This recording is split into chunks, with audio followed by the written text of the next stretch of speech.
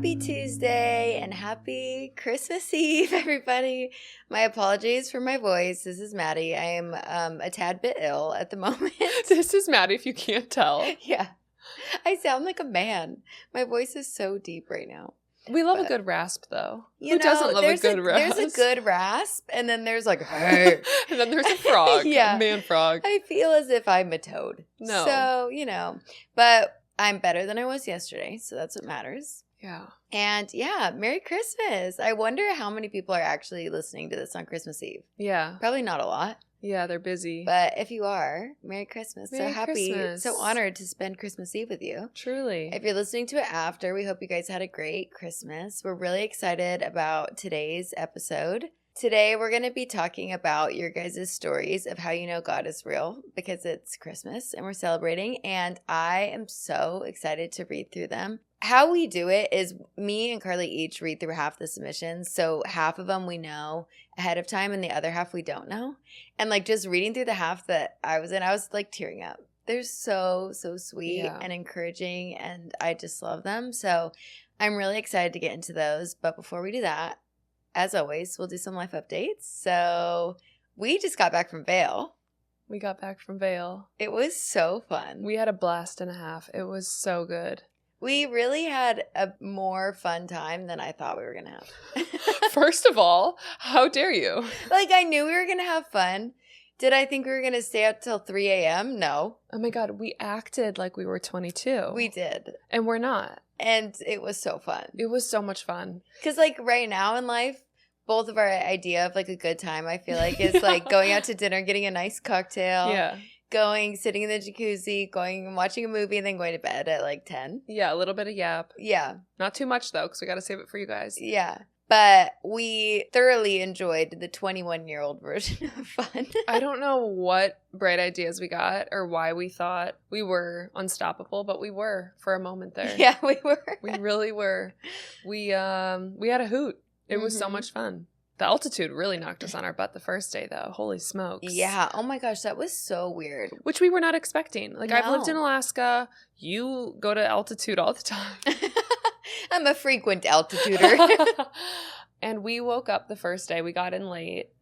We had a little bit of a fiasco with the car. We ended up taking an Uber from Denver to Vail, which if anybody is from Colorado knows, that's a 2.5 hour drive. We got an angel sent from heaven that accepted our Uber request, which we took. And both of us have been getting car sick lately in the back of Ubers when we look at our phone. So we literally yapped for the whole 2.5 hours. Yeah. And this man, although so kind, so sweet, so pure. Sweet Ali. He drove like a madman. Literally a madman. He was escaping World War III by car. Yeah. He was going like 90 miles per hour. I sent a goodbye text to my parents. Mind you, nobody acknowledged my goodbye text. Are you serious? No one.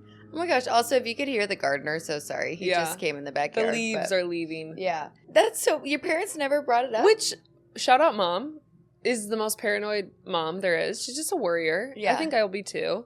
Not even a response. Not a thing. Not a thing.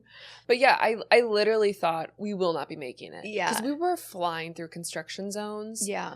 I mean, and it wasn't like a smooth fast No. like F1 drivers. Like, it wasn't like hot fast. It was like the man with the We're like, steering Ali, wheel. wow.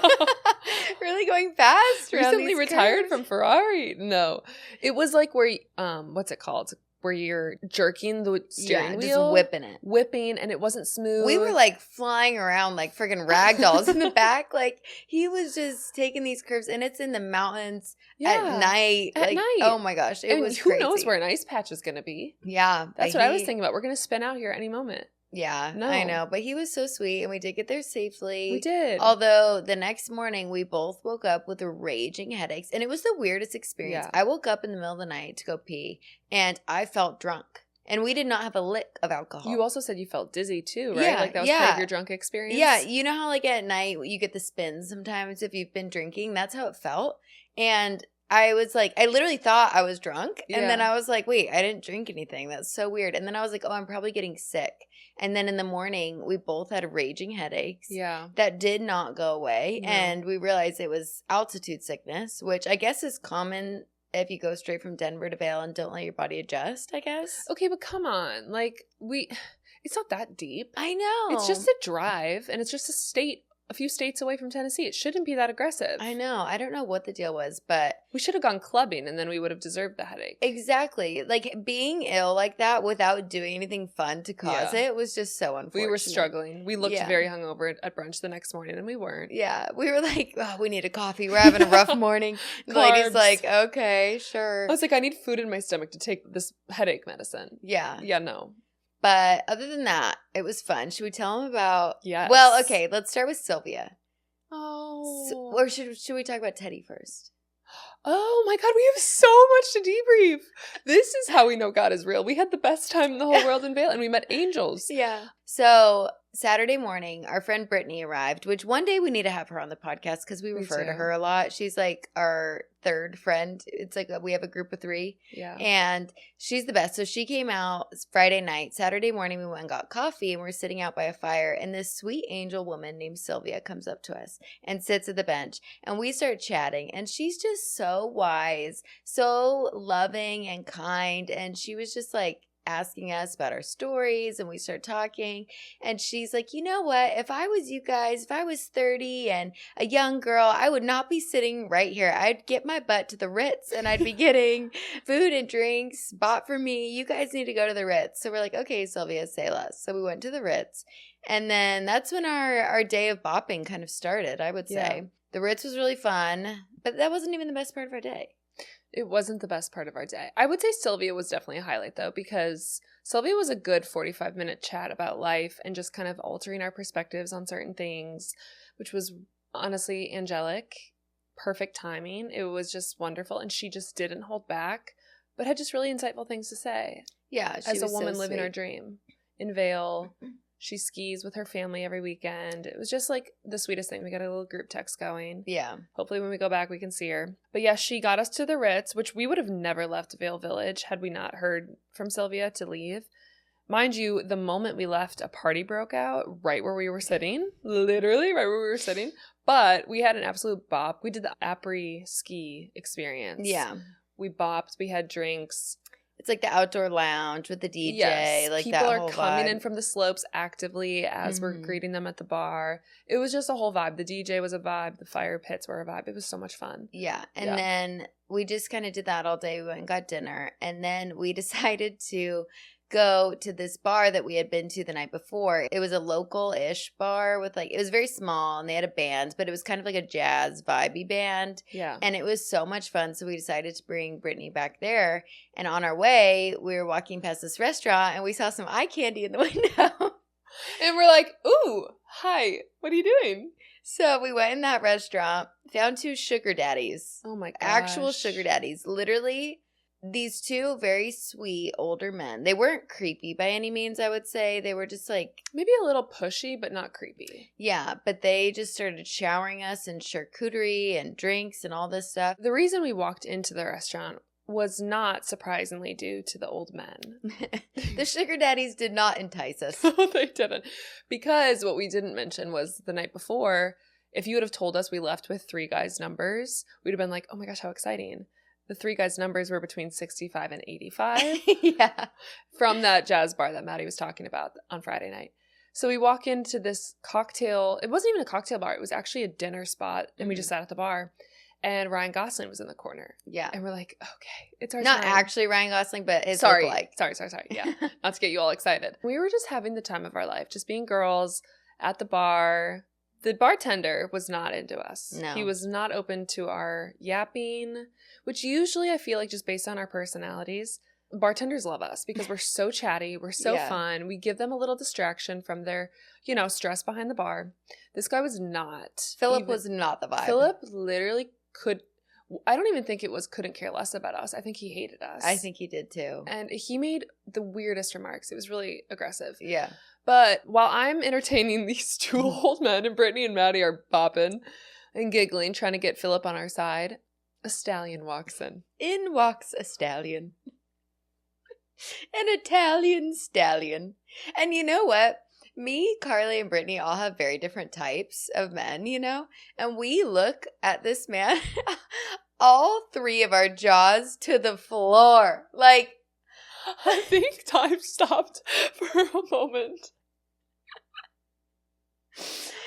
Oh my God, I miss him so much. I miss him so much. This man, quite literally, the most beautiful man we have ever seen. There's no coming back. No. He goes and sits in direct, like, eye contact, like, in our vicinity to where we could see him actively make eye contact. And we just were so giddy over this man. We're just, like, giggling, laughing, like, literally schoolgirls. No, we couldn't keep it together. No. It was really unfortunate. I've never had someone had that effect on me. Me either. Like, we... You know what? Something I learned? How hot hands can be. And you know what? Last week, we talked about foot fetishes. I fear I have a hand fetish. Because this man... I can't. The width of his hand. The girth of his The girth. The way he manhandled his Manhattan glass. Oh, and his water glass. Yeah. Oh my gosh. Hottest thing I've ever seen. Yeah. We should have videotaped it, honestly, in Zoom, 3 times Zoom. We should have, yeah. What we forgot to mention was right when he walked in. I'm getting warm thinking about him I know, again. I'm sweating. We were actually so hot, like warm from him. I blacked out. I wasn't even drinking at this point. He made me start drinking. But it's his fault. It is his fault. I knocked my glasses off of my head. Yeah, I forgot. And I don't remember. She literally, I was like, oh, look at this man. And she literally throws her arms in the air and knocks her glasses off of her head. Like at a bodily reaction. I did, and they fall at his feet, and I go, oh, excuse me, I'm so sorry. But I thought I picked them up, but Brittany said I didn't pick them up, it was the worker. I literally blacked out, and I was completely sober from this man. I looked. I think I stayed straight ahead. Yeah, see, we all blacked out. Yeah. From pure panic. Oh my gosh. It was the best experience of our lives, and I think nothing will ever relate, and I wish we could show you guys what he looked like. Let's describe him. Okay. He was probably like 6'3", maybe 6'4", so tall. And he was built. Yeah, like nicely built. Yeah. He had black, like curly hair. But it wasn't too curly. No, it was like a nice wave. But it was a flow. Literally imagine what a man would look like in an Italian romance movie. Oh my gosh. Him. I'm just having a realization. We should have said we were model, hold on a second. Not sorcerers. Model searchers? Model scouts. Model scouts, thank you. And gave him a business card. Yeah. Why did we not think of, we're model scout, we need your number, and we'll reach out to you for some work? Could you imagine us being that cool? No. Being that calm, cool, and collected? When he walked behind us, we were like, everyone focus, and we just went mute. Literally so stiff. Mind you, the whole time, we were literally giggling, screaming schoolgirls. But you know what? We made so much eye contact with him. Non-stop. And he made so much with us. He was not impressed with his friend group. He wanted to be with us. Yeah, he loved us. He wasn't having a good time over there. He wanted to hang out with us. The amount of eye contact was actually crippling. It was. There was a lot. And so when he left and he just walked right on past us, I was stunned. I was gay. Like, there's no way he's not going to talk to us. Yeah. But he didn't. We would have had a wedge in our friendship that wouldn't have been able to be unwedged. No, I think any one of us, I would have been through the moon. Is that a phrase? Through the moon? Through the roof. Through the roof. I think the moon is honestly more appropriate, though. Over the moon. Yeah, over the moon. Through the moon. I like through the moon. Yeah. I think if any of us got to just be graced by his presence, I would be okay with it. Yeah, but I wouldn't go to the wedding. Unless it was mine, I'd be there. Yeah. But that was literally so much fun. We tried to find him on Instagram, and we found a model man that looks like him. Brittany thinks it's him. Carly does not. I don't know. Him. I learned every part of that man because I had the perfect view. If anybody is interested in what he is closely looks like, you can look up Matteo Berrettini. He is a tennis player, and he is so hot. Yeah, they do look very similar. He's more realistic than Matteo Berrettini, which in my opinion makes him hotter. I think he's hotter. I do too. Because Matteo Berrettini's like pretty boy. Yeah. But hot, this guy is just a stallion. Yeah. And nothing will compare. And I think I'll never be the same, and I think I'm okay with that. Yeah, he's changed us. He for has the good. He doesn't know we exist, but he's changed us. He does know we exist. Not us talking about this hot guy we saw for the first half of the We don't even have his first name. You know what? It's relevant to this episode because that man was crafted by the Lord. Oh, the Lord took his time. He sketched that man out. Speaking of God, you go, he's probably not a Christian. And for a moment, I was like, oh, I forgot that was part of my criteria. Yeah, literally. She's like, I didn't even think about that. A moment in time, I was okay with not thinking about it. Oh my gosh, I wish you guys could see him. But anyway, so after that, we went to the little club and we were just like, well, it wasn't even a club. It's just like It's a downstairs kind of like speakeasy local dive bar, I think. Yeah, it was really, really fun. And we went there. We were all hyped up off adrenaline from Stallion. The Sir Stallion. Stallion. And we're locals by this time in this bar. we made friends with all the bartenders, all the workers. There's a local named Teddy. And Teddy has also changed us for the good, I would say. Teddy. We met him the night before and he was bopping to the music, so much so to where I was like, this man has to be on drugs. Like, he's seeing the music. He's not just like dancing. He's like in the music right now.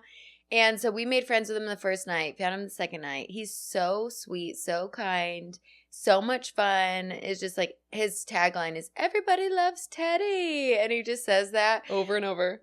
The bar has like drinks named after him. He's there every night. He was so fun, so sweet to us. Again, not creepy, just not creepy. Like so generous. Like hung out with us the whole night. Then we made these other friends, this group of young gentlemen. I wonder if they're going to listen to our podcast. I better.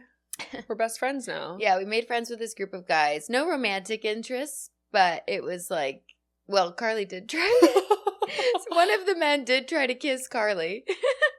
Who, mind you, sorry if you're listening to this, but he was probably like 5'4". No. Yes. Do he was him shorter better than than me, that. and I'm 5'6". He wasn't. Cody, we love you. Maybe he's 5'6". Leave Cody alone. Well, it was so much fun. It was like a group of 5 or 6 guys, and we literally just became good friends. The humor aligned, which is hard to do in my world, and it was just so fun. We danced, we laughed. We have a group chat going. Hopefully they'll come to Nashville and visit. It was so much fun. Yeah, it was just like good, wholesome fun. It was good, wholesome fun. And we went to breakfast the next morning with them. Yeah. Which was fun. Just great people. We met a lot of good people. We did. Vail is definitely a very fun time. I feel like next time we have to ski, we were saying that when we were there, it's just like the mountains are so beautiful. I haven't skied in a long time. And Brittany, our other friend, has never skied, so we just didn't want to do it. But I think next time we should do it. Next time we should do it. We met up with a great friend there that has a place in Vail who we love, Gracie, shout out, and had some Italian with her at her favorite restaurant in town. It's like this small Hallmark village. It's just the sweetest. And so we're going to go back and ski.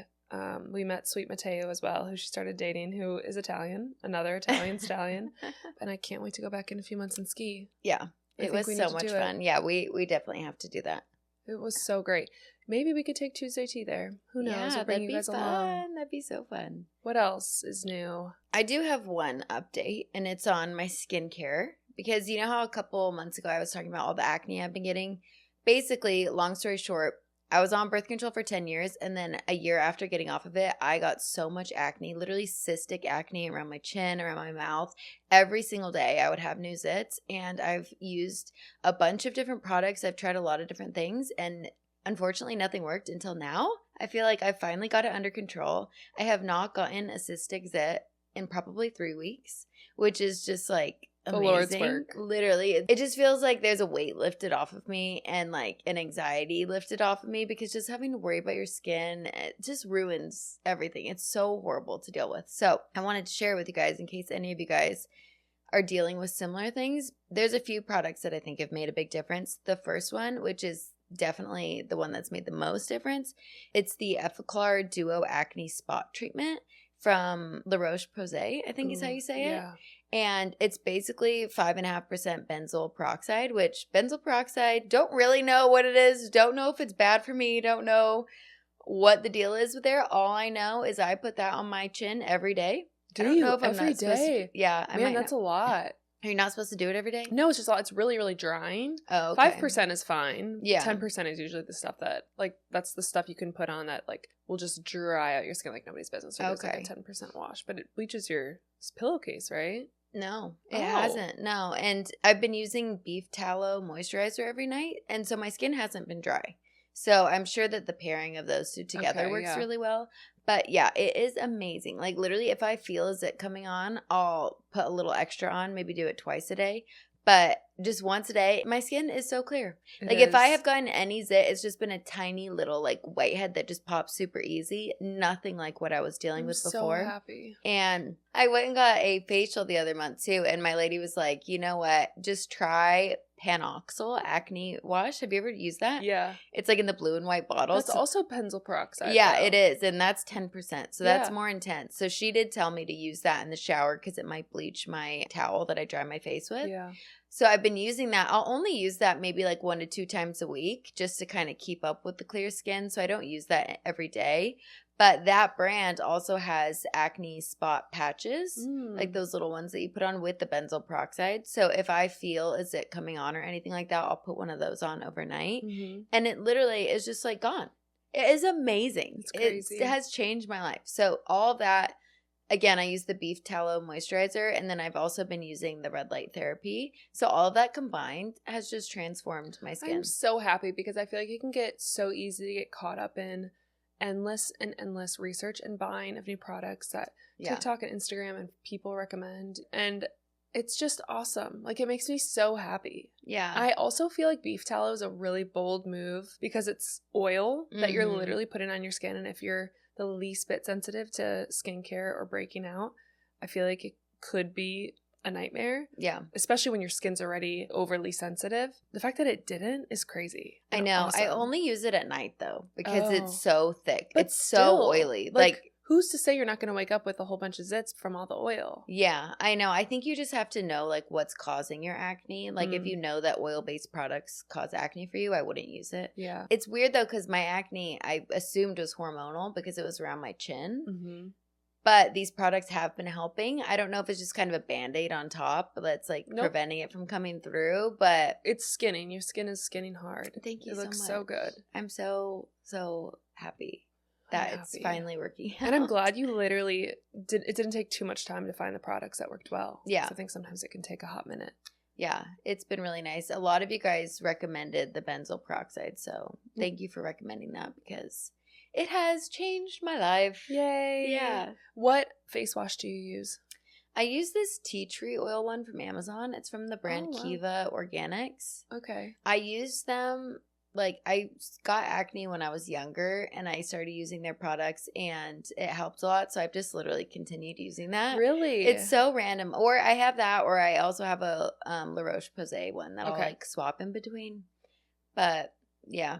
I know it's so random, but I had acne like a long time ago, started using that, and then I was scared that if I stopped, I would get acne again. So I've literally just kept using that same face wash. I love that. But I mean, it does a good job. Yeah, and tea tree is so good for you. Mm-hmm. I'm so scared to use a face wash or like a skincare product from Amazon. Oh, because they say like if you don't buy it from the store directly on Amazon, it can be filled with other ingredients that the company itself doesn't have regulations or visibility over. So it always scares me to get skincare from Amazon. But yeah, I think I always try to buy it from the store's shop on Amazon. Like it's not a third-party shop. Yeah. I haven't heard, if you're buying it from the store itself, I haven't heard of that problem, but I have heard of like the fact that all those products on Amazon are stored in warehouses where like the temperature is not regulated and stuff like that. So for skincare, it could be kind of like wonky.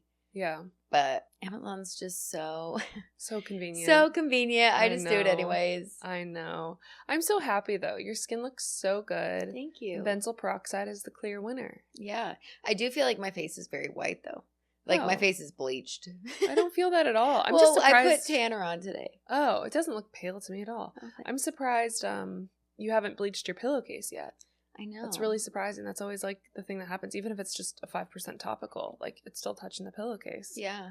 So that's great. Yeah. 2 for 2. 2 for 2. 2 for 2. Woohoo. Well, keep us updated on skincare that works good, makeup that works good for sensitive skin. Also, before I forget, Yes. our jewelry that we're wearing, at least some of it, my earrings, these ones are from a brand, Risa Jewelry. Yes. That one of our sweet, sweet listeners sent over. I have the necklace on. We included her pieces in the giveaway that we did last week, so that was exciting.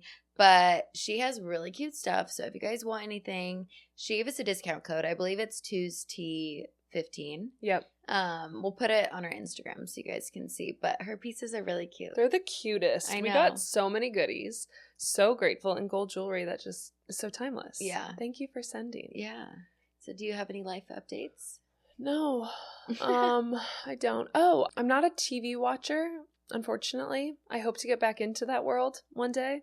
But last night I was wrapping up work and got into bed at like 11 and just went to Netflix, and I wanted to just put on a rom-com. I didn't see one. And so I just saw this newly added show and I just clicked it. It was with Lisa Kudrow called No Good Deed and Ray Romano, which... Is Lisa Kudrow from Friends? She is. Is she Phoebe? She's Phoebe. Okay. Yeah. And she's been in some stuff as an adult that have all been really good, but I feel like she's like kind of few and far between in the films and productions she does or chooses to do. And so I was like, anything with Lisa Kudrow has to be gold. And just like books, if you've heard us talk about books before, I don't like to know what the show or the book is about or movie before I go see it. I don't know what it is. If anybody could diagnose that, that would be great.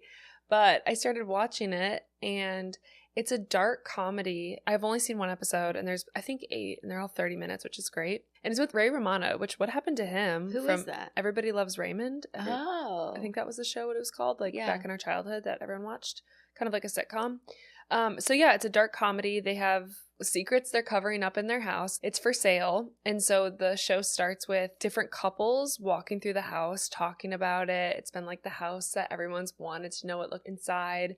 They haven't really said what secrets they're hiding inside the house, but they allude to certain things like a murder, and just very dark, but like you can just tell a really good production and just like well done, well written.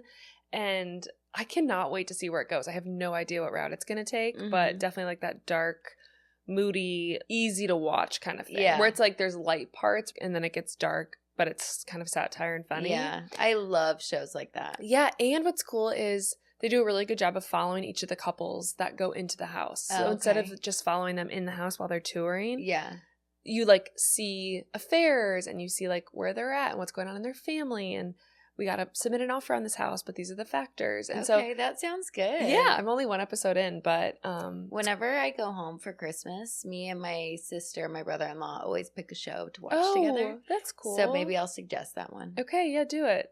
Seems easy so far. Yeah. Easy to watch. Well, that's fun. Yeah, we'll talk about it next time, see where we're at. Also, we had the idea in Vail, well, Carly had the idea to do a book club. Oh. Which, let us know what you guys think. This is our idea where we can vote on maybe Instagram and have you guys submit books that you think we should read or books you've been wanting to read. And then anyone who wants to be in the book club can like read along. Each week we'll set a certain amount of chapters that we're going to read.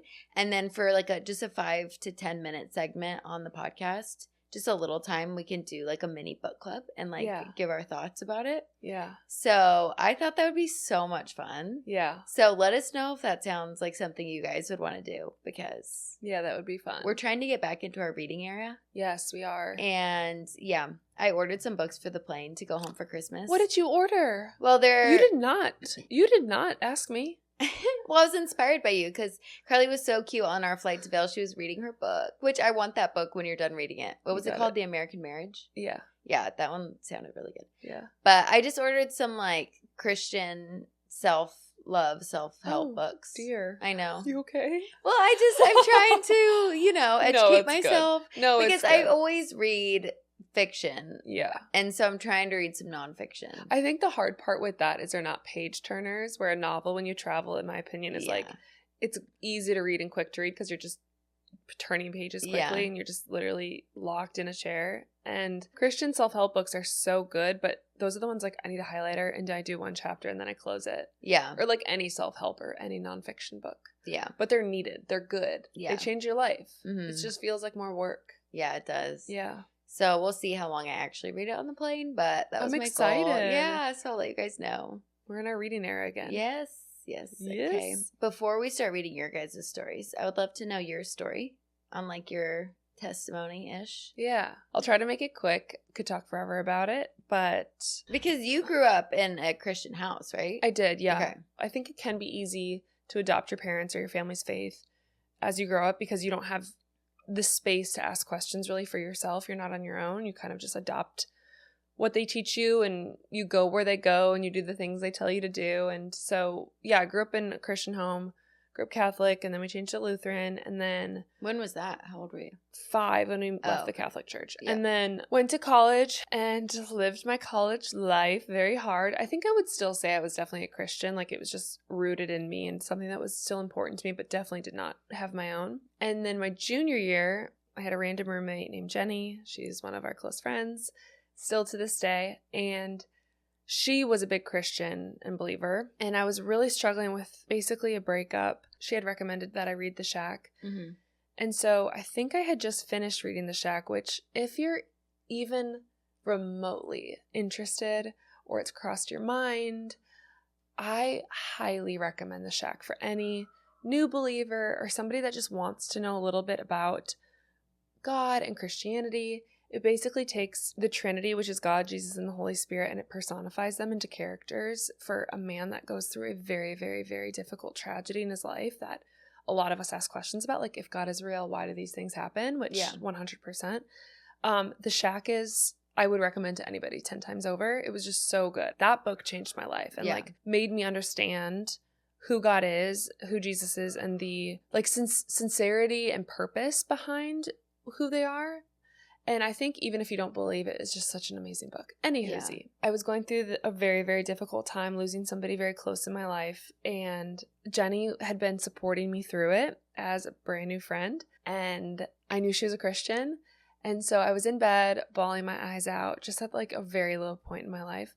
And I literally audibly heard, "You need to trust me." I was laying there sobbing. I've never heard anything audible since. I just heard, I don't know if it was my imagination. I believe it was God. "You need to trust me," especially after reading The Shack. And I just jumped out of bed and ran into Jenny's room and just unpacked it with her. And I'll just never forget sitting on her bed in our apartment, probably at midnight, 1 a.m. And after that, I just did my best to dedicate my life to God. Obviously, it's been a journey, you know, I think, how old was I then? Maybe 21. Now I'm 29, and we've gone through seasons and we've gone through hills and valleys, but it's been amazing. And just transparently, in the season of life I'm in right now, I haven't prioritized my faith well, but we're getting back into it, and there's grace for that. But that specific experience is really what shifted my faith to become my own. Yeah. And yeah. I love that. Yeah. What about you? I feel like mine is somewhat similar to yours in the sense that like I just heard God speak to me, and I can't explain it, like how. But my family was Catholic when I was young, and then my mom became Christian. My dad's not. I wouldn't say that my house was like overly Christian by any means. I think it was a balance between like Christian and not. So in 7th grade though, my mom forced me to go to summer camp at church, and I was so mad. I remember yelling at her on the way there, like, I can't believe you're making me go. Like, I was crying. And then I literally had the best time of my life, met so many amazing people that like I'm still close with to this day, and I just love so deep. Like, all those people became my best friends throughout high school. We all would go to youth group. We all went to different schools, but like every Tuesday we'd go to church and we'd hang out on the weekends. When I look back on those times in my life, honestly, I think it was like the happiest times of my life. Like, it was just so pure and joy-filled. And I got baptized in 9th grade, like with a lot of my friends. And I would say I followed Jesus and I knew Jesus was real. Like, I believed in him, but I wouldn't say I had like a personal relationship with God at that point, but I believed in him. And so same thing as you, like I went to college and kind of did my thing and wasn't really like prioritizing faith at all. I just didn't have that like connection with Jesus. Like, I don't think I had felt the Holy Spirit by that point in my life, and I just didn't know that connection was even possible. Like, I just didn't understand that. So that was in college. And then after college, I had dated one of the people that I had met in 7th grade. His name was Dawson. And we dated for about 4 years, and he passed away shortly after I graduated college. It was very sudden. We can like dive into that maybe if we want to do an episode on grief or something like that down the road, but it was by far the hardest thing in my life. I felt like my world was gone, and like I felt like it literally could have been anyone else in the world and it would have been easier. Like I felt guilty thinking that, but I'm like, it could have been like my parents and it would have been easier than this. Like it was just so horrible. And I'll never forget the day after. So we found out that he was that he had passed away Saturday at like 3 a.m. So like basically Sunday morning. And then Sunday I went and I was back home, and it was probably like 4 p.m. and I was sitting in the kitchen on the stool, and it was like at this time where like literally everything was horrible. Like I should not have felt any peace at all. And I felt it was like literally God putting a blanket over me is what it felt like from behind. Like it just, I could picture it was just like a blanket of peace, and it just like covered me.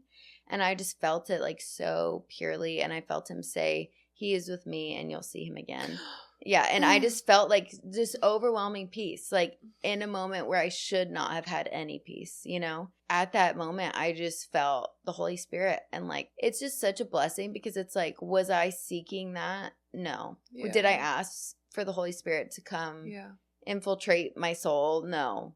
But God did it because he knew I needed it. It was just the most horrible time in my life, but like also such a beautiful time in my life because I really just like pursued my relationship with God so hard because it was like that was the only way I could get through it. It just made me realize like I literally don't understand how people go through loss who don't know Jesus. Like I don't understand how people survive. I really don't. And I mean, similar to you, it's like you go through ebbs and flows, and sometimes you're more in tune with your faith than others and you make it more of a priority. But yeah, I mean, it's just changed my life, and I have never doubted that God was real after that. It's just like you just know, you know? Yeah.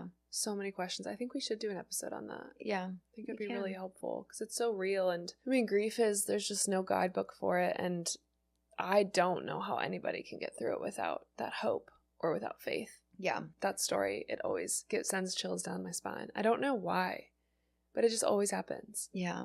Anywho, how do you feel about getting into other people's stories about how they know so God is real? excited. Yeah. I'm so excited. We got so many submissions. I know. We might have to do a part 2 because this won't do justice to all the stories we got. I know. Okay, I'll go first. My first one. Proof God is real. When I got married in 2021, my husband and I prayed and prayed for a baby. I experienced 2 miscarriages when I was younger, and when my husband and I started trying every month, the test always came back negative. One night, I was at my peak ovulation, so I told my husband it's go time. Later that night, I opened Facebook and saw a prophet was going live giving prophetic words to people. So I joined the live, and right when I did, she asked, is someone in the comments praying for a baby? I commented that I was. She began to pray over me and told me to put my hand over my uterus. I explained that I had 2 miscarriages before. As she was praying, I began to feel a warmth in my belly. She told me she could hear children laughing as God gave her a word for me. A month later, my sister and I had the same exact dream that I was at her house and I took one of her pregnancy tests and it was positive. The next night I had a dream. I have chills. Me too. The next night I had a dream that a woman named Hannah in the Bible who prayed for years for God to give her a baby. She prayed that if he gave her a baby, she would give him back to the Lord. In that dream, I heard God say, you have prayed for this child. I woke up and took a pregnancy test and it was positive. Oh. If that isn't proof that God is real, I don't know what is. Now my husband and I are raising our 2-year-old daughter, and I just had our son last May. Oh! God is so real, so good, and so faithful. I'm literally tearing up. That's so beautiful. That is so beautiful. Wow, that's so good. Holy smokes. I love stories like that. That's so good. I'm so happy you have 2 healthy babies. I know. My first one. A few years ago while living in Nashville, I was 5 years deep into the dating scene as a single 30-year-old. I had just wrapped up a 5th date with someone who I knew it was not meant to be. It was clear there was going to be no 6th date. The next day was a Sunday, and like always, I went to church. During the service, I felt an overwhelming weight on my heart. The heaviness of dating, disappointment, and unmet desires all seemed to surface at once.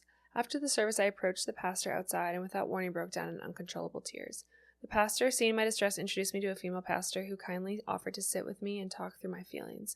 I hadn't realized how deeply I was hurting until I was in that moment. It wasn't just about the date from the night before. It was about years of frustration, waiting, and hoping. After listening to me, she asked if she could pray over me. She prayed specifically for a godly man to enter my life, someone who would be my lifelong partner and a reflection of God's love. 2 days later, I met my now fiance. Aww. We're getting married next May, and when I tell you I couldn't have dreamed of a better match or best friend, I truly mean it. He's everything I prayed for and more. After he proposed, I had the chance to go back to the same church, show the female pastor my ring, and share the incredible story of how God answered her prayer. Her response was simple but profound: God is good. This experience solidified my faith and proved to me that God is real. He hears our prayers, knows our hearts, and has a plan that's always better than anything we could design for ourselves. That's so beautiful. So good. I feel like those stories just encourage like the power of prayer, because it's Truly. like, does saying the prayer convince God to do something? No, like we're not going to convince God anything, but I think that there's like such power in like her being vulnerable and going to that lady and asking for help and asking for advice, and like just having someone else join you in community and asking for what you want. Yeah. And like just having that vulnerability is so powerful. Yeah. And oh my gosh, that's it like so hands sweet. over the power and trust that you kind of like hold to yourself sometimes. Yeah. Which is just the point of surrendering, and it's so good. And I think that these are good reminders to keep doing that, even though it doesn't feel like you're getting anywhere. Yeah. My next one. Not so much my story as it is my mom's, but I get chills every time I share it, and it definitely solidified my faith. When I was 11 and just started 6th grade, my brothers sang in a traveling boys choir that went all over the world.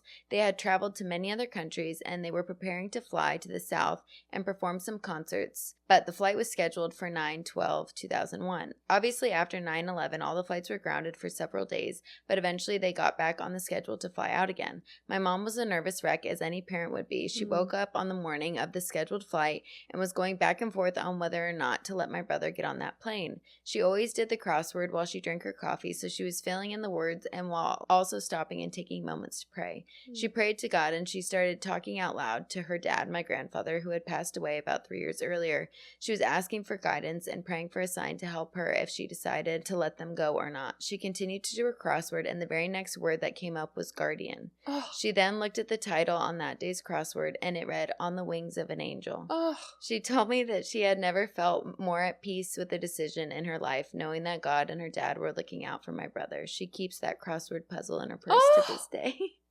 Frame that. Oh my I gosh, literally- that's so good. That is so beautiful. What a hard choice and scary choice. But that's just so cool. No, Like, it's just so little cool. signs that God gives you. Yeah. It's like, hey, it's going to be okay. It's going to be okay. During like the most heightened fear in all the history of this country. Yeah. Wow, that's really cool. Yeah. I have a sign story. Okay. It wasn't going to be my next one, but I'm going to make it my next one. All right, my next one.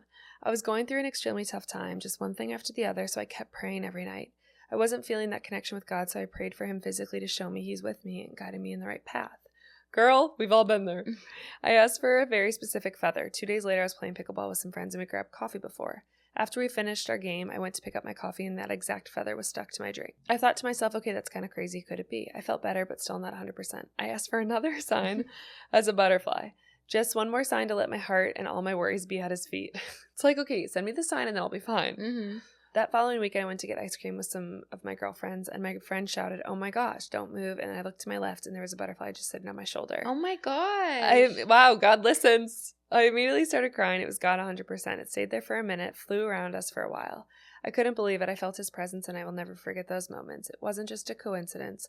Both times were God telling me everything is going to be okay and to lean on him and that he is good through the good and the bad.